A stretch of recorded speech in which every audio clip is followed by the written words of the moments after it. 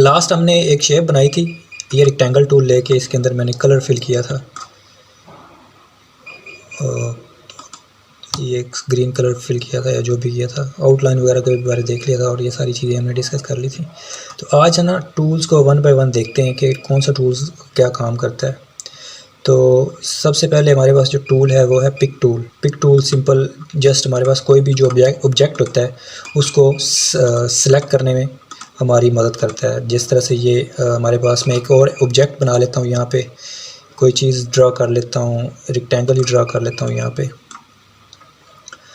तो pick tool क्या करता है, हमारी जो ऑब्जेक्ट होता है उसको सिलेक्ट करने में हमारी हेल्प करता है। फॉर एग्जांपल अभी मेरे पास कोई भी ऑब्जेक्ट सिलेक्ट नहीं है, कोई भी मैंने ऑब्जेक्ट पिक नहीं किया हुआ, तो पिक करने के लिए मैं पिक टूल को यूज़ करूँगा। जस्ट उसके ऊपर अगर क्लिक करना है तो वो ऑब्जेक्ट सिलेक्ट हो जाता है। अब ये और इसके ऊपर क्लिक करूँगा तो ये हो जाएगा। और इसी तरह से अगर मैं वन टाइम अगेन क्लिक करूँगा तो ये हमारा रोटेशन मोड में चला जाता है। मतलब जब ये इस तरह के एरोज़ बन जाते हैं तो हम इसको यहाँ से ऐसे पकड़ के रोटेट भी कर सकते हैं। सम टाइम हमें कोई शेप को रोटेट करना होता है या किसी भी चीज़ को रोटेट करने की ज़रूरत पड़े तो हम उसके ऊपर क्लिक करते हैं। अगर एक बार क्लिक किया तो वो सिलेक्ट हो गया, और उसको सिलेक्ट होते हुए अगर दोबारा उसके ऊपर क्लिक करेंगे तो हमारा रोटेशन मोड में चला जाएगा। तो जब भी हमें कोई चीज़ बनानी होगी, मतलब रोटेट करनी होगी, तो हम इस तरह से रोटेट कर सकते हैं अपने इस टूल की मदद से, पिक टूल की मदद से, अगेन उसके ऊपर क्लिक करके। तो अगर मैं यहाँ पे क्लिक करूँ तो आपको इसी टूल के अंदर दो टूल और नज़र आ रहे हैं, एक फ्री हैंड पिक है और एक फ्री ट्रांसफॉर्म टूल है। तो फ्री हैंड पिक मतलब हमें नाम से ज़ाहिर हो रहा है कि हम किसी सेलेक्ट करने के लिए यूज़ करेंगे, लेकिन अपनी मर्ज़ी से जितना एरिया सेलेक्ट करना चाह रहे हैं, जितने नोड सेलेक्ट करना चाह रहे हैं उतने नोड सेलेक्ट कर सकते हैं, उतना एरिया सेलेक्ट कर सकते हैं। तो ये आप देख रहे होंगे। फॉर एग्ज़ाम्पल मेरे पास 3 ऑब्जेक्ट है, मैं एक और ऑब्जेक्ट यहाँ पे ड्रा कर लेता हूँ। ऑब्जेक्ट या कोई भी शेप ड्रा करने के लिए क्या करते हैं, रेक्टेंगल के ऊपर क्लिक किया मैंने और इसके अंदर भी मैं कलर फिल कर देता हूँ। और उसके बाद मैं जस्ट चाह रहा हूँ कि ये दो है ना, इन दोनों को मैं सिलेक्ट कर लूँ और इसको सिलेक्ट ना करूँ। तो यहाँ पे हमारा फ्री हैंड जो टूल है वो हमारी हेल्प करता है। मतलब यहाँ पे आएंगे और इस तरह से उतने एरिया को सिलेक्ट कर लेंगे जितना हम सिलेक्ट करना चाह रहे हैं। अब अगर आप देखें तो ये दोनों ऑब्जेक्ट जो है ना ये सिलेक्ट हुए हुए हैं। मैं मूव कर रहा हूँ तो दोनों मूव हो रहे हैं, ये मूव नहीं हो रहा क्योंकि मैंने फ्री हैंड टूल सिलेक्ट किया है और उसकी मदद से दोनों को पिक किया है। दोबारा अगर मैंने सिर्फ एक को पिक करना है तो जस्ट अनसेलेक्ट करके एक के ऊपर क्लिक करूँगा तो वो हमारा सेलेक्ट हो जाएगा। और इस तरह से नेक्स्ट आगे जो हमारा है वो है free transform. Free transform tool वही काम करता है, मतलब हमारे ऑब्जेक्ट को रोटेट करने में हेल्प करता है हमारी। लेकिन ये जो रोटेशन है ये हमारी एक्स एक्सिस और वाई एक्सिस है। मतलब आप देखें मैं इसको रोटेट कर रहा हूँ, हमारी एक तो रोटेशन जो होती है वो सिंपल हम ऑब्जेक्ट को सेंटर से पकड़ते हैं और उसको मूव करते हैं। लेकिन ये वाली जो हमारी रोटेशन है ये एक्स एक्सिस और वाई एक्सिस की तरफ से रोटेशन हो रही है। मतलब ये देखिए हमारा ऑब्जेक्ट जो है, सम टाइम हमें कोई टेक्स्ट वगैरह जो लिखना होता है ना उसको हमने बनाना होता है 3D फॉर्म में। तो 3D फॉर्म बनाते हुए हमारा ये जो टूल है, ये टूल यूज़ करते हैं हम, फ्री ट्रांसफॉर्म टूल। तो इसके अंदर हमारे इतने ही टूल थे। अगेन मैंने दोबारा पिक टूल सेलेक्ट करना है तो यहाँ पे ये जो एरो सा बना हुआ है इसके ऊपर आपने क्लिक करना होता है और हमारे जो बाकी टूल हैं वो ओपन हो जाते हैं। नेक्स्ट टूल हमारा है शेप। और शेप अगर मैं इसके ये वाले एरो के ऊपर क्लिक करूँ तो इसके अंदर मज़ीद कुछ टूल्स हैं जो कि हमारे मुख्तलिफ़ तरह की शेप्स और मुख्तलिफ़ तरह के डिज़ाइन बनाने में हमारी हेल्प करते हैं।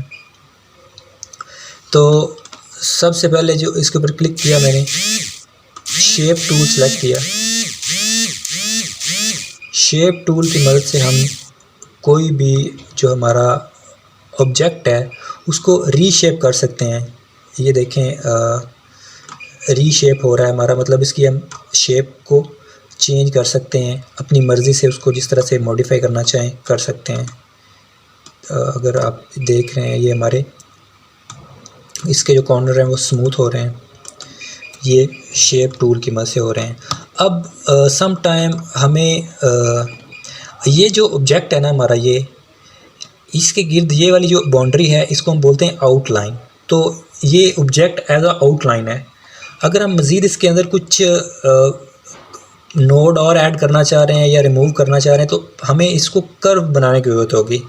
कर्व का मतलब ये होता है कि जब ये कर्व बन जाएगा तो हम जहाँ से मर्ज़ी इसको पकड़ के उसको रीशेप कर सकते हैं, इसके अंदर बेंड्स डाल सकते हैं जब ये कर्व हो जाएगा। अभी ये आउटलाइन जो है ये कर्व नहीं है, ये आउटलाइन है, तो इसको हम ज़्यादा तरीक़ों से इसको मतलब अब हम रीशेप नहीं कर सकते। अगर हम इसको कर्व कर दें तो फिर जिस तरह से मर्ज़ी हम इसको रीशेप करना चाहें कर सकते हैं। मतलब अगर मैं चाह रहा हूँ, ये अभी इसके अंदर 4 नोड्स हैं, 4 कॉर्नर हैं ना, तो मैं इसके अंदर एक और नोड ऐड करना चाह रहा हूँ, तो इसको जब मैं कर्व बना दूँगा तो ये इसके अंदर मज़ीद हम नोड ऐड कर सकते हैं। तो कर्व बनाने के लिए क्या करते हैं, सिंपली इसके ऊपर मैंने अब राइट क्लिक किया तो यहाँ पे लिखा हुआ है कन्वर्ट टू कर्व। मैंने इसके ऊपर क्लिक किया कन्वर्ट टू कर्व के ऊपर, और अगेन यहाँ पे आया तो अब देखें हमारा जो शेप है ना वो चेंज हो गई हुई है। पहले मैं अगर इसके ऊपर आता था तो इस तरह से ये सिंबल नहीं आता था, आपको साथ एक जो एक टिल्ड सी लाइन नज़र आ रही है ये नहीं नज़र आती थी। जब मैंने इसको कन्वर्ट टू कर्व कर दिया है अब ये साथ आ रही है।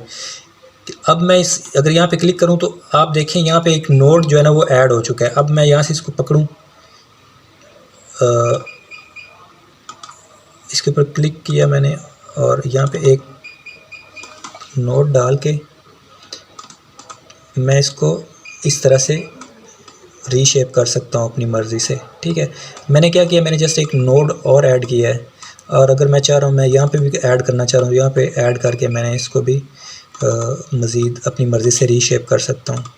तो शेप टूल की मदद से हम किसी भी ऑब्जेक्ट को ना वो दोबारा रीशेप कर सकते हैं।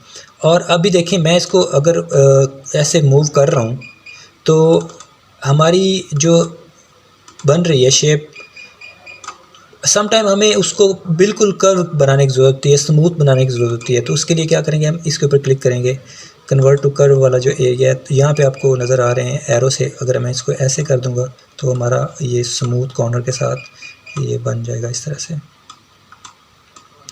तो शेप टूल की मदद से हम मतलब इस तरह से ऑब्जेक्ट्स को रीशेप कर सकते हैं। सम टाइम हमें जो है ना वो ऑब्जेक्ट्स को रीशेप करने की ज़रूरत होती है तो हम इस टूल की मदद से कर सकते हैं।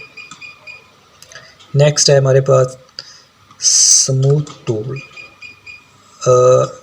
ये टूल भी हमारा जो है, जो हमारे नोड्स होते हैं उनको रिमूव करने के लिए और उनको स्मूथ बनाने के लिए होता है। ये हमारे नोड्स थे, ये बहुत ज़्यादा मतलब हमारे एक शार्प टाइप थे, तो मैं इसके ऊपर आके क्लिक कर रहा हूँ तो हमारे जो नोड्स हैं वो ज़रा स्मूथ हो रहे हैं।